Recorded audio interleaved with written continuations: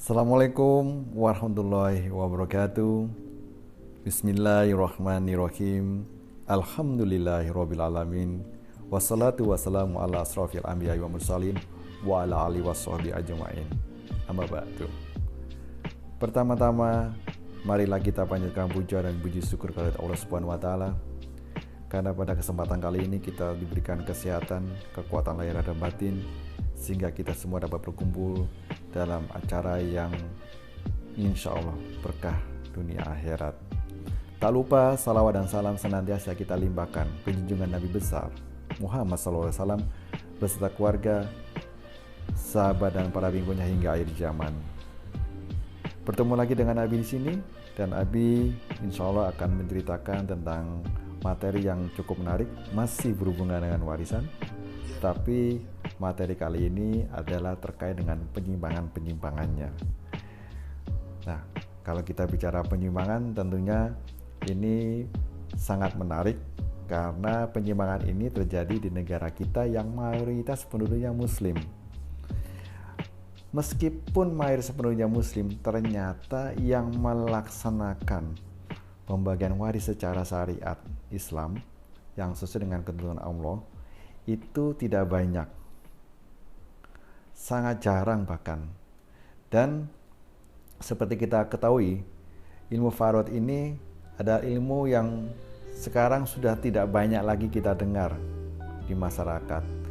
Kalau Abi ketemu 10 orang, 9 orang itu mengatakan tidak paham, bahkan tidak tahu ilmu faraid. Alangkah menyedihkan. Dan Abi jadi kemudian teringat dengan sabda Rasulullah SAW yang mengatakan bahwa ilmu faraid ini adalah separuh ilmu, dan ilmu faraid ini adalah ilmu yang pertama kali akan dicabut dari muka bumi ini. Jadi bagi kawan-kawan semua, marilah kita luangkan waktu untuk belajar ilmu faraid ini.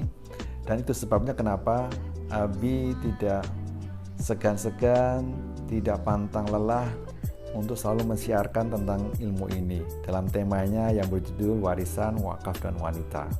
Dan kali ini kita akan bicara mengenai penyimpangannya. Dan penyimpangannya apa, Abi?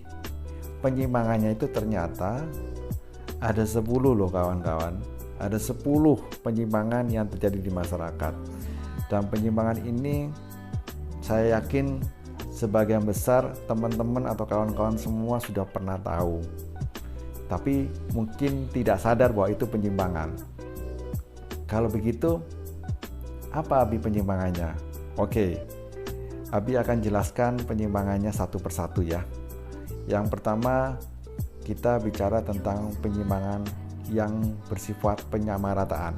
Jadi penyimpangan pertama adalah menyamaratakan antara hak laki-laki dengan hak perempuan.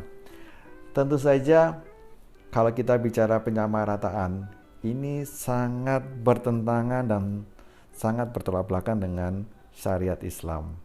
Kenyataannya memang di masyarakat banyak kita temui proses-proses penyamarataan antara laki-laki dan perempuan bila mana terjadi pembagian waris. Padahal kalau kita bicara mengenai ketentuan yang ada di syariat Islam, bagian laki-laki itu 2 kali lebih banyak daripada bagian wanita. Jadi kalau kita menyamakan bagian laki-laki dengan bagian perempuan, maka berarti sudah ada kata-kata atau tindakan dolim di sini. Ada pengambilan hak orang lain secara tidak wajar dan secara paksa. Itu sebabnya di dalam Quran surat An-Nisa disebutkan bahwa di ayat 11 dan 12 pembagian ini diatur jelas bagaimana laki-laki dan perempuan itu mendapat bagian yang tidak sama. Jadi kalau kita tanya kepada masyarakat, kenapa masyarakat membaginya menjadi sama? Jawabannya ada beberapa hal. Ada yang karena mereka memang tidak tahu karena mereka menganggap bahwa pembagian itu sama. Karena apa? Mungkin karena mereka terbiasa menganalogikannya dengan hukum waris barat atau hukum waris adat, di mana semua itu dibagi dengan bagian yang sama, laki-laki dengan perempuan. Atau ada alasan kedua lagi yang mengatakan bahwa bukannya mereka tidak tahu, tapi mereka tidak mau tahu. Tahu tapi tidak mau tahu. Ini yang repot. Ada orang yang tahu pembagiannya tidak sama, tapi mereka nggak mau tahu dan mereka menentang ketentuan Allah.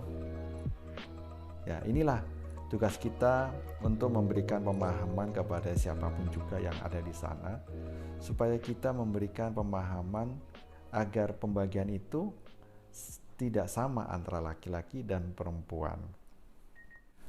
Kemudian, penyimpangan yang kedua adalah penyimpangan yang terkait dengan pembagian warisan pada saat yang berpunya harta masih hidup.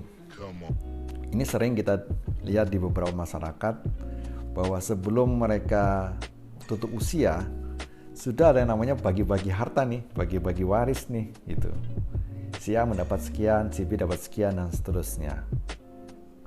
Rupanya mereka tidak paham nih perbedaan antara pembagian waris, hibah, dan wasiat.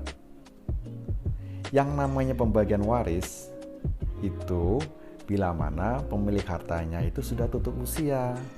Jadi kalau dia sudah tutup usia, maka terjadi perpindahan hak milik kepada ahli warisnya. Ahli warisnya siapa itu? Bisa pasangannya, bisa anak-anak kandungnya, bisa juga orang tua kandungnya dari almarhum tersebut atau almarhumah. Nah, kalau dia bagi-baginya pada saat masih hidup, itu namanya hibah, Bapak Ibu. Kalau hibah itu bisa dibagi pada saat hidup dan kepada siapa saja. Bisa ke ahli waris, bisa ke orang lain dan sebagainya. Dan hukumnya ini sunnah. Jadi bukan seperti hukumnya waris yang wajib. Jadi pembagiannya adalah hibah. Jadi kalau kita ada orang bagi-bagi harta pada saat masih hidup, itu pasti hibah. Nah, sekarang pertanyaannya, kemudian apa itu wasiat?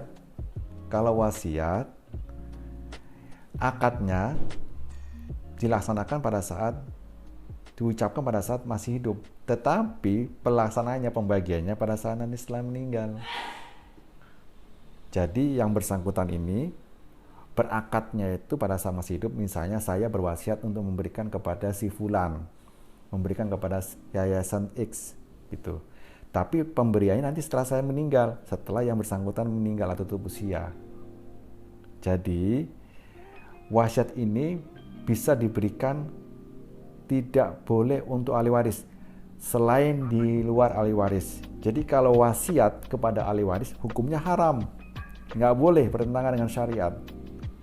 Jadi penyimpangan yang kedua ini adalah membagi waris pada saat hidup, ini tidak dibenarkan. Itu pasti bukan waris Bapak Ibu, itu pasti namanya hibah. Jadi kalau Bapak Ibu ingin membagi harta kepada anak-anak kita, kepada pasangan kita dan sebagainya, monggo akadkan dengan akad hibah dan segera pindahkan harta tersebut secara formil, legal formil. Misalnya saya menghibahkan mobil kepada anak saya, ya saya serahkan mobilnya beserta PPKB-nya biar nanti dia balik nama PPKB itu. Atau kalau saya menghibahkan rumah kepada anak saya serahkan rumahnya segera saat itu juga, dan saat itu juga beserta surat-suratnya agar anak saya itu bisa membaliknamakan sertifikat tersebut ke nama beliau, ke nama anak saya. Itu namanya hibah. Jadi kalau bisa hibah itu dalam konsep yang adil ya, adil, supaya anak-anak itu tidak ada konflik di kemudian hari. Jadi hibah ini adalah pemberian pada saat hidup. Kalau waris pemberiannya setelah meninggal. Dan hibah ini bisa untuk orang lain atau keluarga sendiri atau ahli waris sendiri. Sementara kalau waris khusus untuk ahli waris, tidak untuk orang lain, dan ada perhitungannya sesuai dengan hukum faraid dan sifatnya adalah wajib. Sementara kalau yang tadi yang hubungannya adalah wasiat, itu bisa untuk orang lain, tidak untuk ahli waris, maksimum sepertiga dari jumlah hartanya, dan sifatnya sunnah. Dikatakan, diucapkan pada saat masih hidup, dilaksanakannya nanti setelah meninggal. Jadi itu ya kawan-kawan semuanya, dua perbedaan. Yang pertama menyamaratakan hak laki-laki dan perempuan. Yang kedua adalah memberikan warisan atau membagi-bagi warisan pada saat yang bersangkutan masih hidup. Nah inilah yang bisa Abi sampaikan. Nanti penyimpangan-penyimpangan selanjutnya akan Abi sampaikan dalam video-video berikutnya.